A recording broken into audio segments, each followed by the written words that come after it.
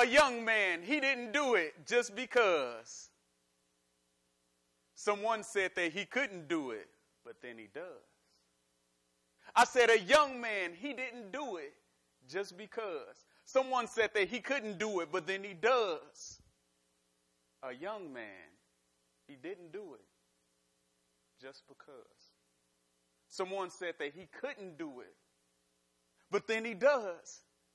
And shocks the whole world who didn't believe that he was somebody and he could achieve and he could succeed. In the same streets that we breathe, we sleep and we cleave to the things we say that we want but don't really need. What happens when all that you wanted is all that you have but not what you need? I want to hold on to something that's real, y'all. I want to hold on to something that's real. I want to hold on to something that's real, y'all. I want to hold on to something that's real.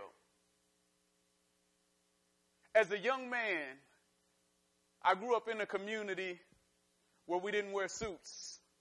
Matter of fact, all the way through high school, I said I'd never wear a suit. You won't catch me in a monkey suit. That's just not me. If they can't accept me for who I am, then I don't want to be around them anyway. Matter of fact, this attitude that I had towards the status quo and how the system runs was such that I made the decision that I would never step foot into a college classroom. I knew I was too smart, I knew I was too talented, and I knew I was too driven to fail. So this decision never to step foot into a college classroom is what has colored the journey that I am about to take you on, a journey of my life. What I did know is I did know hip-hop, and I did know I like hip-hop, and I did know when I performed, people pretty much liked my music. I was 1/3 of a rap group called The Field. We had the opportunity to travel all across the country, small groups, large groups. We were very out of the box. We were so different that you might catch us on the corner with a sign saying, "We'll rap for food." And we actually did that before. We held the sign as a joke, but someone actually invited us. And so we went to a party and ate and rapped there, and that was our payment for performing. But our careers took us to places we never thought we would be. You see, our group grew out of a church group. We were a Christian rap group, but we saw ourselves on MTV. We saw ourselves winning awards. We saw ourselves having our music placed in the international film. So this began to reinforce the point that I was too smart, that I was too talented, and that I was too driven to fail. Now, if you count all of the highlights and don't look at any of the low points, I could buy that story, and you probably buy that story too. But the fact of the matter is that I never made enough money to be a full-time hip-hop artist. And so what I did is I continued to work in local nonprofit organizations. And I began to build a skill set that I didn't know was complementary to my hip-hop career. So during the day, I'd be working at the Boys and Girls Club. And then in the evening, I'd be at a club or a show or a conference or a concert or a convention somewhere in my city or in another city. As time passed, I began to get the itch to start a business. I knew that I loved the business side of music. I loved the marketing. I loved the advertising. I loved doing the business behind the scenes. And so what I decided was to start my own marketing firm.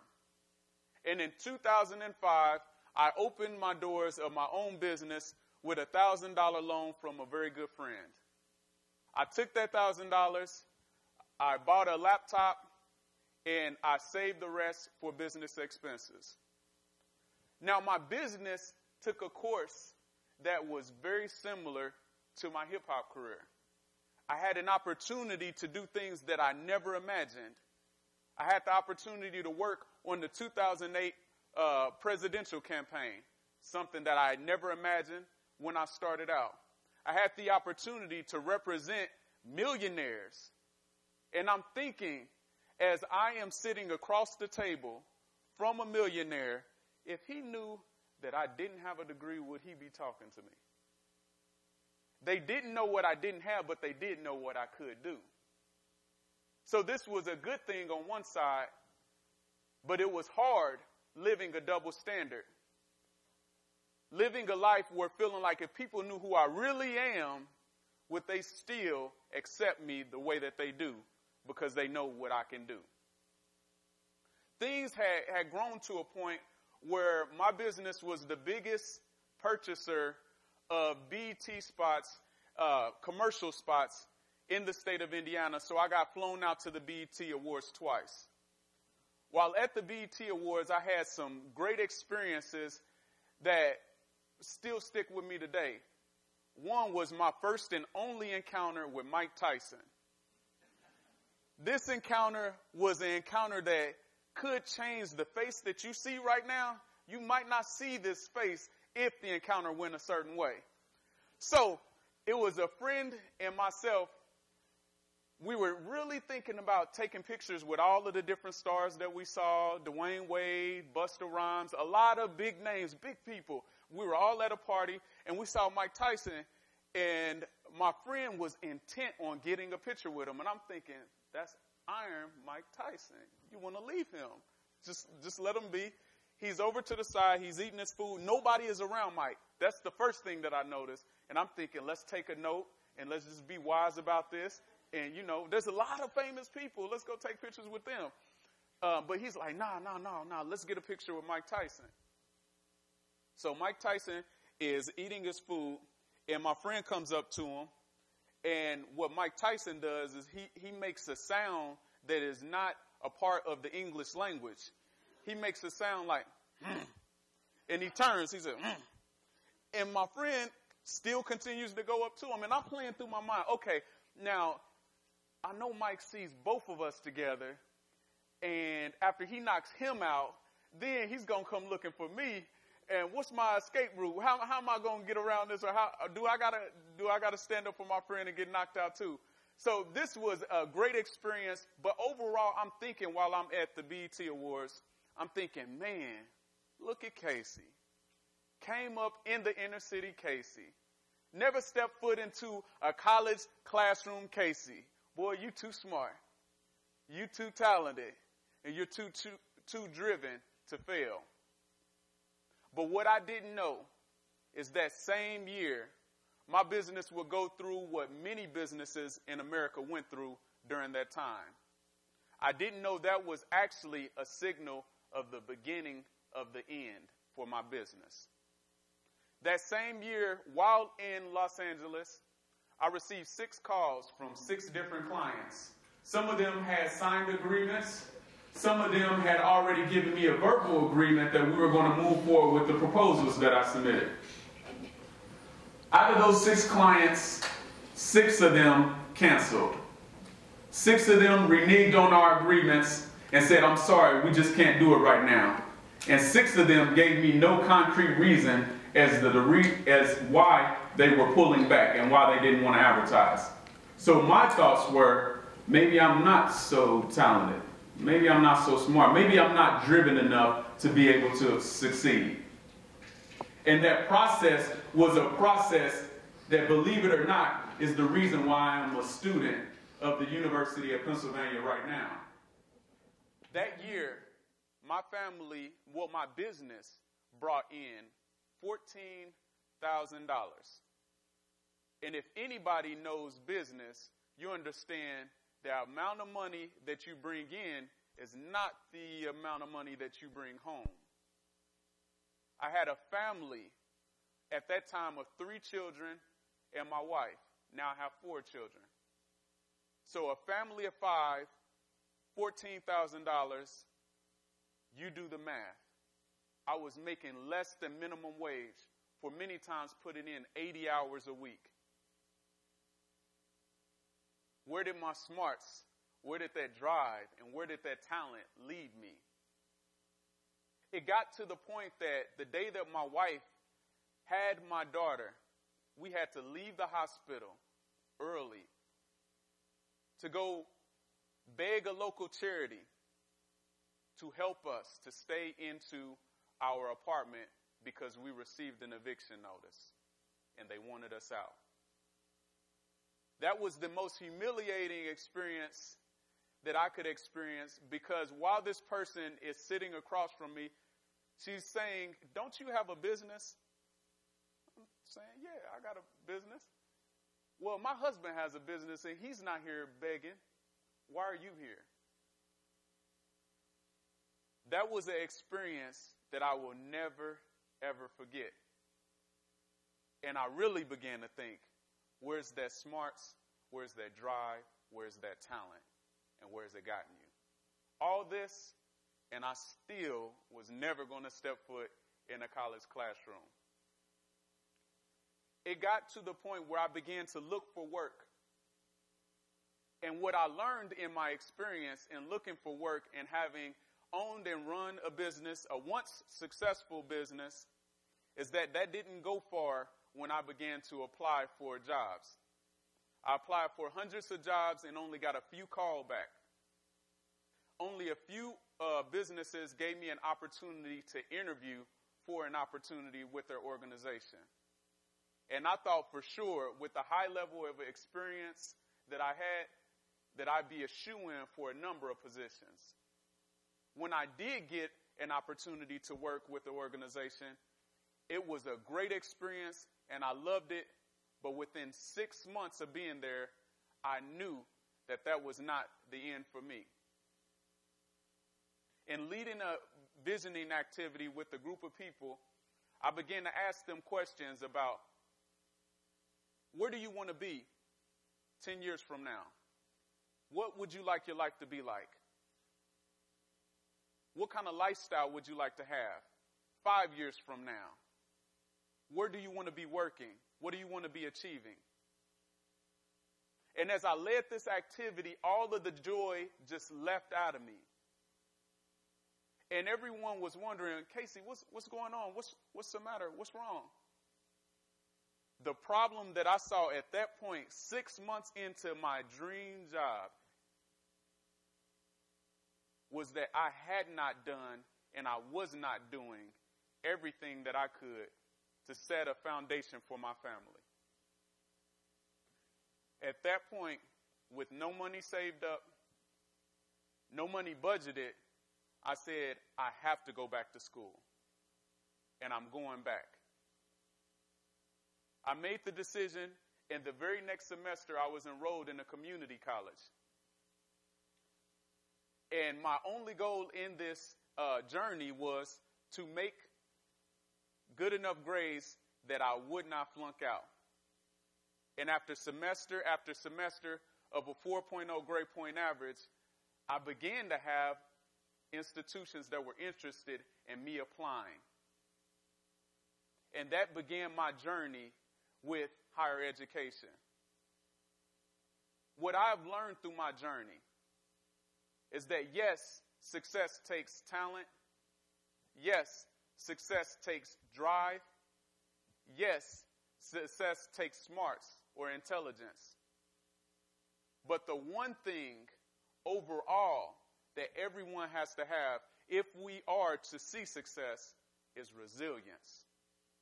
I fell down many times. I had many instances in my life where I thought my life is not going where I want it to be, the way that I want it to be, and I'm not going where I want to be. There was one time in my life that was depicted in a major motion picture. It wasn't meant to be about my life, but yet and still it was exactly my life. Has anyone ever seen the movie Pursuit of Happiness with Will Smith? There's a point of his life that he said, this is called running. I keep running.